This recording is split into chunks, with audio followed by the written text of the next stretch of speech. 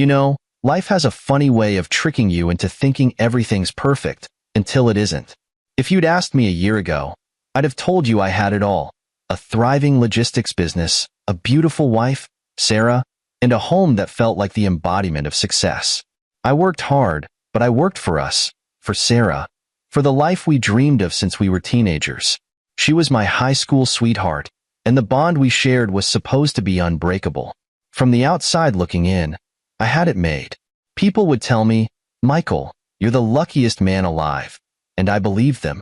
I never thought to question why Sarah's smile didn't light up her face like it used to. Maybe it was my arrogance or my naive faith in the strength of our love, but I missed the signs. They started small. A missed call here. A late night there. She'd brush it off as work running late or needing time with friends. "You've been so busy, Michael," she'd say, and I'd nod, feeling guilty but determined to make it up to her later. I didn't know then that later wasn't something she was counting on anymore. I'll never forget the first time doubt crept in. It was subtle, like a shadow at the edge of my vision. She started taking her phone everywhere, even to the bathroom, and laughed at messages she didn't share with me. I asked her about it once, casually, and she said, "Just a group chat with the girls." I believed her. I wanted to believe her. Because the alternative, well, it was unthinkable. Then came the excuses. "I'm going to a yoga class," she'd say, but she'd come back without a mat or any sign she'd been exercising. When I offered to drive her or pick her up, she'd get defensive, saying she needed her space. Space? From me? That stung, but I swallowed it, convinced that I was the problem. I thought, maybe I'm working too much. Maybe she feels neglected. I tried to fix it. I planned date nights, brought her flowers, even took a weekend off, a big deal in my line of work. But she seemed distant, like she was there physically but somewhere else entirely in her mind. It was the way she looked at me, or rather, didn't. Her eyes used to hold warmth, admiration. Now they barely held recognition. The final crack came in the form of a man named Lucas. He walked into my office one afternoon, a smug grin plastered on his face, claiming to be interested in a partnership. I meet a lot of people in business, but this guy? Something about him was off. Too smooth. Too cocky. And the way he said Sarah's name, like he knew her better than I did, sent a chill down my spine. He didn't say much directly, but his hints were enough to set my mind spinning. "You've got a great life here, Michael," he said, his tone dripping with something I couldn't quite place. "Must be nice having everything you want."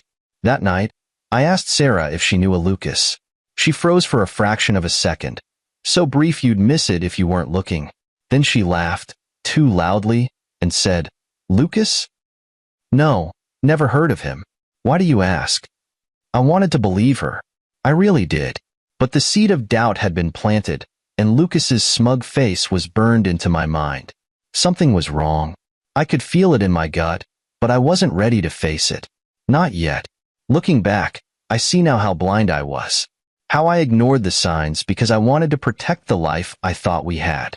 But the cracks were there, and it was only a matter of time before everything came crashing down. It's funny how quickly your gut can shift from a whisper to a scream. At first, I told myself I was imagining things. I mean, Sarah had been with me through thick and thin.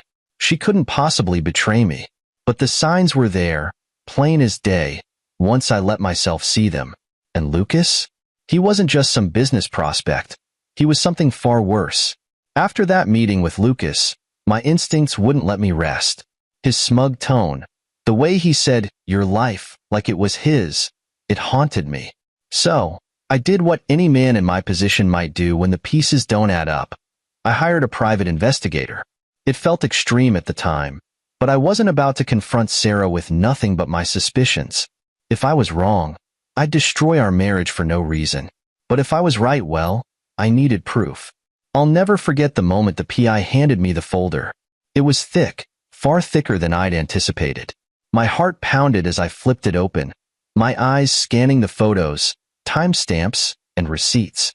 There she was, my Sarah, the woman I'd built my life around. But she wasn't with me.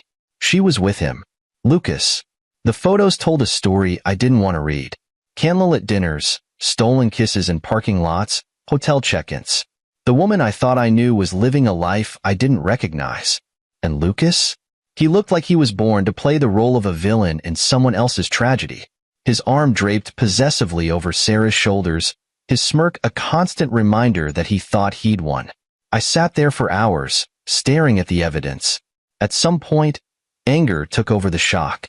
This man, this stranger, had the audacity to walk into my business, into my life, and act like he owned it. And Sarah? She wasn't just complicit. She was happy. Or at least, she looked it. That hurt the most. When I finally confronted her, I did it calmly. I wasn't about to give her the satisfaction of seeing me break. I laid the folder on the kitchen table and watched her face as she opened it. The color drained from her cheeks, and for a moment, she looked like the Sarah I used to know. Caught, vulnerable, and scared. "Michael," she started, her voice trembling. "Don't," I said, my voice colder than I'd ever heard it. "Don't lie to me. Just tell me the truth." And she did. Not all at once. Not in a way that made any sense, but eventually, the truth came out. She told me how it started. How Lucas made her feel seen. How she felt neglected with me always working. "You were never home," she said, as if that justified it. I needed someone to talk to. I listened, but her words felt like knives. Did she think I worked long hours because I enjoyed being away from her? Everything I did was for us. For her. But in the end, it didn't matter. She'd made her choice. The next day, I packed my things and left. I wasn't going to fight for someone who'd already replaced me. She didn't try to stop me. Maybe a part of her thought she'd won, that she could live happily ever after with Lucas. But Lucas wasn't done with me, not by a long shot. The messages started a week later. Taunting, cruel messages. "She's happier now, Michael. You were holding her back. You're nothing compared to me." He was relentless, rubbing salt into wounds that hadn't even started to heal. And the worst part? Sarah didn't seem to care. She was with Lucas now, and I was just a chapter she'd closed. But Lucas didn't know me. He didn't know what I was capable of when pushed too far. At first, I ignored him, thinking he'd lose interest. But then he made the mistake of underestimating me. And that's when everything started to change. You'd think Lucas would have been satisfied just taking my wife. But no, he wanted more. It wasn't enough for him to have Sarah in his corner. He needed me to know, needed me to suffer. That's the thing about men like him. It's not about love or loyalty. It's about winning, about feeding their egos with someone else's pain. At first, his messages came as texts, short, sharp jabs meant to remind me of what he'd taken. "She's better off now," one of them read. "You gave her money, but I give her what she really wants." I don't know what hurt more, the words themselves or the fact that Sarah was sitting right next to him as he sent them. I could picture it, her laughing, maybe even egging him on. It made me sick. I told myself not to engage. Responding would only give him more fuel. So, I deleted the texts and focused on my work, trying to bury myself in the one thing I still had control over. But Lucas wasn't the kind of man to back down just because I didn't take the bait. No, he upped the ante. The first time he showed up at my office, I thought it was a bad dream. I was in the middle of a meeting with my team when he strolled in, uninvited, like he owned the place. He wore that same smug grin, the one that made my blood boil. "Michael," he said, loud enough for everyone to hear, "how's life treating you?" I could feel the eyes of my employees on me, their curiosity and confusion filling the room like a fog. But I kept my composure. I wasn't going to let this man see how deeply he was cutting me. "I'm in a meeting," I said evenly, gesturing toward the door. "If you need something, you can make an appointment." "Oh, I don't need anything," he said, leaning casually against the doorframe. "Just thought I'd stop by and see how you're holding up. You know, now that Sarah's moved on to bigger things." He made a point of glancing around the room, his eyes landing on one of my younger employees. "Nice office. Must be hard, though, running this place all on your own." I don't know how I managed to stay calm. Every fiber of my being wanted to launch across the room and wipe that grin off his face. But I knew that's exactly what he wanted, a reaction. Instead, I stood up, walked to the door, and opened it wider. "You're done here," I said quietly, locking eyes with him. "Leave." For a moment, I thought he might push back, but then he laughed, a low, mocking sound that echoed in the silent room. "Suit yourself," he said, turning to leave. But before he stepped out, he glanced over his shoulder and added, "I took your wife and your life, Michael. You're nothing without me." I let him leave. I stood there, watching him walk out of my building as if he hadn't just tried to humiliate me in front of my entire team. But inside, I was raging, not just at him, but at myself, for letting it get this far. For letting him think he could walk all over me without consequences. That night, I didn't sleep. His words replayed in my mind on a loop, each one more cutting than the last. "I took your wife and your life." He was wrong about one thing, though. He hadn't taken my life, not yet. And if he thought I was going to roll over and let him win, he didn't know me at all. You can only push a man so far before he starts pushing back. That day in my office, when Lucas walked out with his smug grin and his pathetic attempt at dominance, something in me shifted. I'd had enough of his taunts, his arrogance, and his twisted belief that he'd somehow won. If he thought I'd just sit there and take it, he clearly didn't know the first thing about me. The thing is, I'm not impulsive. I don't act on anger alone. That's what separates men like me from men like him. Lucas relied on bravado and manipulation to get what he wanted, but I've built my entire life on strategy and foresight. If I was going to bring him down, I had to do it methodically. And I wasn't just going to hit him where it hurt. I was going to dismantle him piece by piece. The first step was simple: gather information. I needed to know who Lucas really was, beyond the cocky exterior he so carefully curated. I hired the same private investigator who'd uncovered Sarah's affair. This time, the brief was different. I wanted everything: his past, his finances, his connections, every skeleton in his closet. And trust me, there were plenty. It didn't take long to paint a picture of the man who had inserted himself into my life. Lucas was a con artist, plain and simple. He preyed on women like Sarah, women who felt neglected, overlooked, or insecure. He'd sweep them off their feet, charm them with grand gestures, and then bleed them dry. Bank accounts, properties, even family heirlooms. Lucas took it all and left nothing but destruction in his wake. The worst part?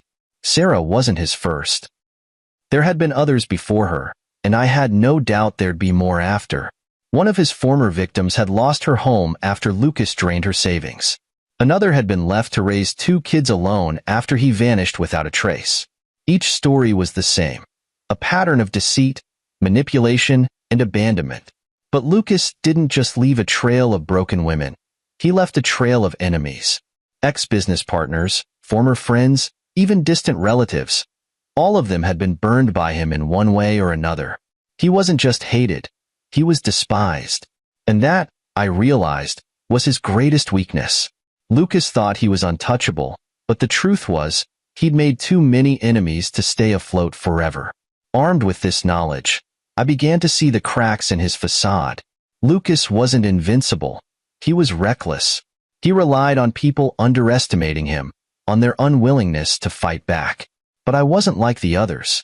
I wasn't afraid of him, and I wasn't about to let him walk away unscathed. I started reaching out, quietly, carefully, to some of the people Lucas had wronged. Not directly, of course. I didn't want my name attached to anything yet, but I needed to know if they'd be willing to share their stories, their evidence, their grievances. And to my surprise, they were more than willing. It turned out I wasn't the only one who wanted to see Lucas brought down. By the time I was done, I had a complete dossier on him. His scams, his lies, his debts. It was all there. I knew where he worked, where he lived, who he owed money to, and even the shady people he'd tried to con. Lucas had spent his life building a house of cards, and I was about to pull the bottom one out. I didn't feel guilty about what I was planning. Not for a second. Lucas had made his choices, and now he'd have to face the consequences. He wanted to play games? Fine. But he'd chosen the wrong opponent. This wasn't about revenge anymore. It was about justice. And justice, as they say, is best served cold. Lucas thought he was untouchable. He thought he'd won because he had Sarah by his side, flaunting their relationship like a trophy. But what he didn't realize was that his greatest weakness was sitting right next to him. Sarah wasn't the same woman I married, but I knew her better than Lucas ever could. I knew what made her tick, what kept her up at night, and most importantly, what would make her question the fantasy Lucas had built around her. The first step was subtle. I reached out to Sarah, not in anger, but with calculated calm. I told her I wanted to meet, not to reconcile, but to talk. She was hesitant at first, probably expecting an argument or some desperate plea to take her back. Instead, I played the part of a man who had accepted his loss. "We've both moved on," I said, "but I think we owe it to each other to clear the air."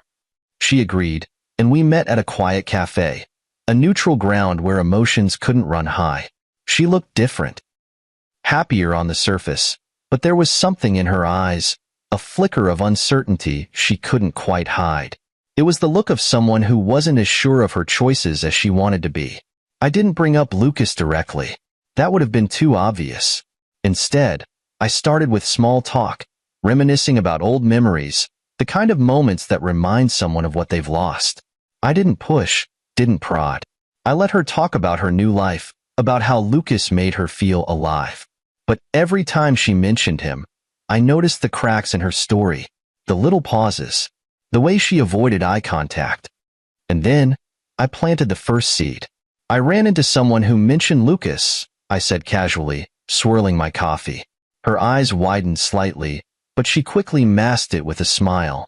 "Oh," she said, her tone forced. "What did they say?" "Nothing bad," I lied. "Just interesting. It's funny how small the world is. You never really know who people are until you dig a little deeper." I didn't elaborate. I didn't need to. I could see her mind working, the doubt beginning to creep in. Lucas had probably spun her a dozen lies about his past, and now she'd start wondering which ones were true. Over the next few weeks, I kept the act going. I reached out sporadically, always under the guise of civility, never pushing too hard. I shared vague hints about things I'd heard or read about Lucas, never accusing, just suggesting. "I'm sure it's nothing," I'd say, knowing full well it was everything. It didn't take long for Sarah to start pulling at the threads herself. She started asking me questions, her curiosity getting the better of her. "What did you mean when you said Lucas has a complicated past?" she asked one day, her voice tinged with worry. I pretended to hesitate, then shrugged. "I don't want to cause trouble. You're happy, right? That's all that matters." That was the final push. Sarah began looking into Lucas on her own, and the more she uncovered, the more her trust in him began to erode. I didn't have to say a word. Lucas's past spoke for itself. She found the trail of broken women, the debts, the lies. She started to see him for what he really was, a fraud. The beauty of it all was that Lucas never saw it coming. He was too busy basking in his supposed victory to notice the ground shifting beneath his feet. And Sarah? She didn't realize she was playing right into my hands. Lucas had taken my wife, but now she was beginning to question if he was worth the price she'd paid. It was only a matter of time before their perfect little world came crashing down.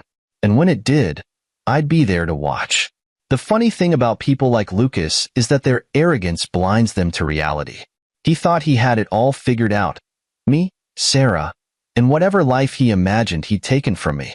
But while he was busy basking in his delusions of victory, I was laying the foundation for something he couldn't see coming. By this point, Sarah had started unraveling Lucas's web of lies on her own. She didn't tell me outright, but the small cracks were evident.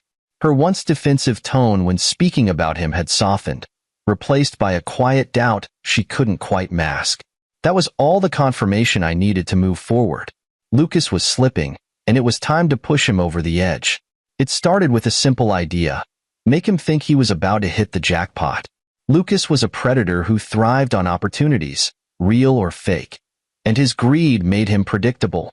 So, I crafted an opportunity he wouldn't be able to resist. Through a mutual business acquaintance, one who despised Lucas as much as I did, I planted the seed of a lucrative deal, a high-profile investment that would change his life. The bait was perfect. A wealthy investor looking to expand into logistics, someone eager to work with someone like Lucas. The details were just vague enough to intrigue him, but specific enough to feel real. To sweeten the deal, I made sure the offer came through someone Lucas had tried to swindle before. It was the ultimate irony. using one of his would-be victims as the messenger. Lucas took the bait without hesitation. Of course he did. He was so busy trying to prove he was better than me that he didn't stop to question why this opportunity had landed in his lap. He called the investor, exchanged emails, and even bragged to Sarah about the deal. "This is it," he told her, according to the whispers that made their way back to me. "This is how we'll make it big." The plan was set in motion. The fake investor arranged a meeting at a remote location, a private estate just outside the city. Lucas thought he was going to sign the deal of a lifetime. What he didn't know was that this wasn't an investor meeting at all. It was a carefully orchestrated ambush. Meanwhile, I worked quietly behind the scenes to ensure there would be no loose ends. Every detail was accounted for. The timing, the location, even the people involved. Lucas's enemies were more than willing to participate once they understood what was at stake. This wasn't just about revenge for me. It was about giving justice to those he'd wronged. And me? I stayed in the shadows, far removed from the chaos I was about to unleash. That was the beauty of it. Lucas had made so many enemies that I didn't have to get my hands dirty. All I had to do was pull the strings and let the pieces fall into place. The day of the meeting arrived, and I watched from a safe distance as Lucas drove off, blissfully unaware of what awaited him. He was all confidence, dressed in his finest suit, ready to charm his way into another victory. He thought he was untouchable, that he'd outsmarted everyone around him. But as his car disappeared down the road, I felt a strange sense of calm. This wasn't about anger or revenge anymore. It was about balance, restoring what he'd thrown into chaos. Lucas had spent his life taking from others, destroying lives without a second thought. Now, it was his turn to lose. And the best part? He still didn't see it coming. The day of reckoning came quietly, like the calm before a storm. Lucas had no idea what was waiting for him when he stepped into his car that morning. He thought he was on the verge of landing the deal of a lifetime, that he was about to cement his self-proclaimed superiority. What he didn't realize was that every mile he drove was bringing him closer to his downfall.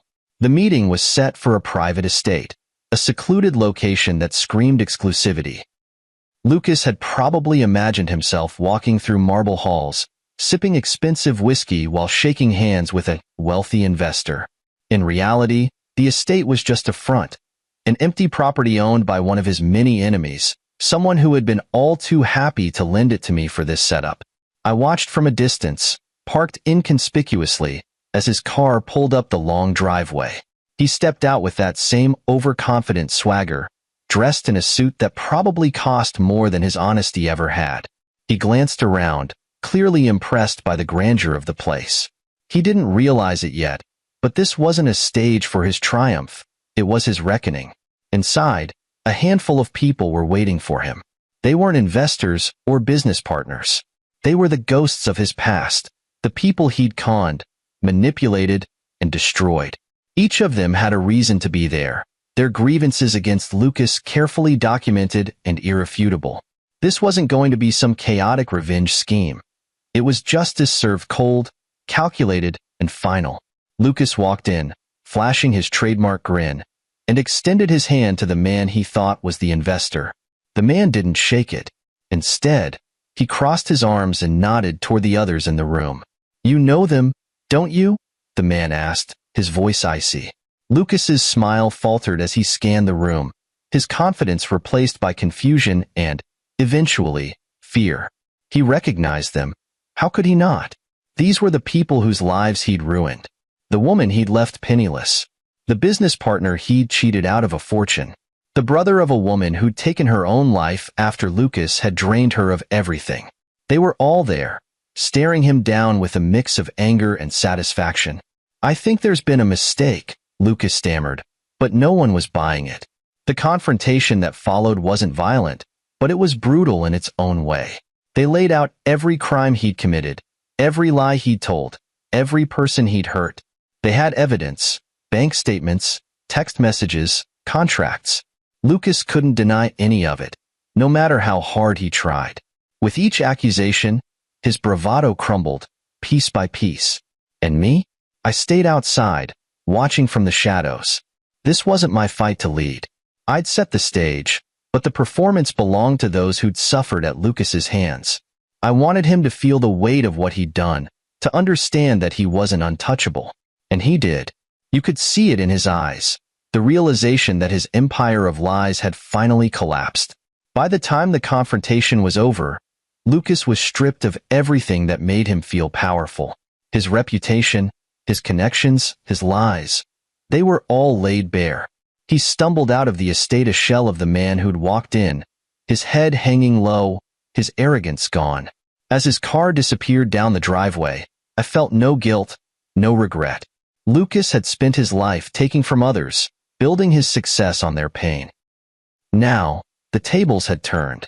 He thought he was untouchable. He thought he'd won. But he'd never stood a chance. When Lucas drove away from that estate, he left behind more than just a room full of people who despised him. He left behind his ego, his confidence, and the crumbling remains of the life he'd built on lies. But the road ahead wasn't any kinder. Lucas didn't realize it yet, but his downfall wasn't just in that room. It was waiting for him at every turn. I'd made sure of that. Lucas's world started unraveling faster than even I anticipated. The people in that room didn't just want to confront him. They wanted justice. And they had the tools to make it happen. One of his victims had already filed a report with the authorities, armed with evidence of fraud that could put Lucas behind bars. Another had reached out to mutual connections, ensuring that word of his scams spread through the very circles he relied on for his cons. Within days, Lucas's reputation was in tatters. The whispers grew louder, turning into full-blown accusations. Business deals he thought were secure began to fall apart as investors pulled out, unwilling to associate with someone so toxic. Even Sarah, the woman he'd flaunted as his ultimate prize, started pulling away. I could see it happening in real time. The slow, inevitable collapse of Lucas's carefully constructed facade. Sarah called me one night, her voice shaky. "Michael," she said, Did you know about Lucas's past?" I almost laughed at the irony. She was finally asking questions she should have asked a year ago. But I didn't gloat. I kept my voice steady, calm. "I heard things," I said, letting the silence do the rest. Her doubt turned into suspicion, and suspicion turned into panic. She confronted Lucas, demanding answers. And for the first time, Lucas found himself on the defensive. He tried to spin his usual web of lies, but Sarah wasn't buying it anymore. She'd seen the cracks, and now she couldn't unsee them. The final blow came when Lucas's past caught up with him in a way even I couldn't have planned. One of his former associates, a man Lucas had cheated out of a lucrative deal, decided he'd had enough. This man didn't care about legality or discretion. He cared about revenge, and he made sure Lucas felt it. Lucas found himself cornered in every aspect of his life. His finances were drained, his allies had abandoned him, and the people he once preyed upon were now the ones holding the power. He tried to run, of course. Men like him always do. But there was nowhere left to go. Every bridge he'd crossed had been burned, and every escape route was blocked. Sarah left him soon after. She didn't call me to tell me. It wasn't necessary. I knew it was coming. Lucas had nothing left to offer her. No charm, no stability, no future. She returned to the home we once shared, the same home she'd abandoned for him. She didn't ask for forgiveness, and I didn't offer it. By then, I had moved on in more ways than one. As for Lucas, he became a ghost. The man who once walked into my office with a grin on his face and a boast on his lips had disappeared into the shadows, broken and defeated. People whispered about what happened to him, about how quickly his life fell apart. Some said he left the city, others claimed he was hiding, too ashamed to show his face. I didn't care either way, because in the end, justice had been served, not by my hand, but by the weight of Lucas's own actions. He'd spent his life taking from others, never thinking the consequences would catch up to him. But they did, and when they did, they left nothing behind. By the time the dust settled, I felt lighter than I had in years. Lucas was gone. Out of my life, out of Sarah's, and out of the spotlight he craved so desperately. For the first time since all of this began, I could breathe again. But here's the thing. Redemption isn't about what you lose or even what you gain. It's about what you choose to rebuild. I won't lie, There were moments when I questioned everything. Could I have done more to save my marriage? Was I wrong to let Sarah drift away, to focus on my business instead of her? Those questions haunted me, but I realized something important along the way. I couldn't hold myself responsible for her choices. Sarah made her decisions, and I made mine. The difference was, I stayed true to who I was. She didn't. The first step in my redemption was reclaiming my identity. For too long, I had let Lucas's games define me, reduce me to a man obsessed with revenge. But now that he was gone, I was free to focus on what truly mattered. My business, my future, and the relationships that had endured despite the chaos. Work became my sanctuary. I poured myself into expanding my logistics company, not out of necessity, but out of passion. I rediscovered the joy of building something meaningful, of working with a team that respected and believed in me. The office, once a place where Lucas had humiliated me, became a symbol of my resilience. Every new deal, every successful project, felt like a step toward reclaiming the life I'd built with my own hands. But redemption wasn't just about work. It was about reconnecting with the people who had stood by me through everything. Friends I hadn't seen in months invited me out for dinners and drinks, and for the first time in a long time, I said yes. I laughed again. I shared stories. I remembered what it felt like to be part of something bigger than my pain. And then there was Sarah. She came back, of course. They always do, don't they? Lucas was gone, and with him went the illusion of the life she thought she wanted. She stood on my doorstep one evening, her eyes full of regret. "Michael," she said softly, "I'm so sorry. I don't even know where to start." I let her speak.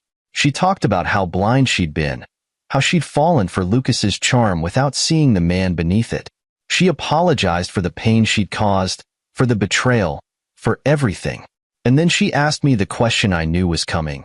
"Is there any chance we can fix this?" I looked at her, really looked at her, and for the first time, I didn't see my wife. I saw a woman who had made her choices, who had hurt me deeply, and who now had to live with the consequences. I told her the truth. "Sarah, I forgive you. But we're not the same people we were before, and I don't think we can ever go back." She nodded, tears in her eyes, and walked away. It wasn't easy, but it was necessary. Forgiveness didn't mean forgetting, and it didn't mean opening the door for more pain. It meant letting go, for both of our sakes. In the end, my redemption wasn't about proving anything to Sarah or Lucas. It wasn't even about revenge. It was about finding myself again, about realizing that my worth wasn't tied to their actions. I was more than a husband, more than a businessman. I was Michael, and that was enough. And for the first time in years, I felt free. They say revenge is a dish best served cold, but I've learned that real victory doesn't come from revenge. It comes from walking away unscathed while your enemy drowns in the chaos they created. Lucas thought he could take my life, my wife, and my dignity, but in the end, he lost everything. And me? I walked away with my head high, my integrity intact, and a future that was mine to define. Word of Lucas's downfall spread quickly. The whispers started in business circles, then bled into social circles. Everyone wanted to know how a man so brazen, so self-assured, could fall so far, so fast.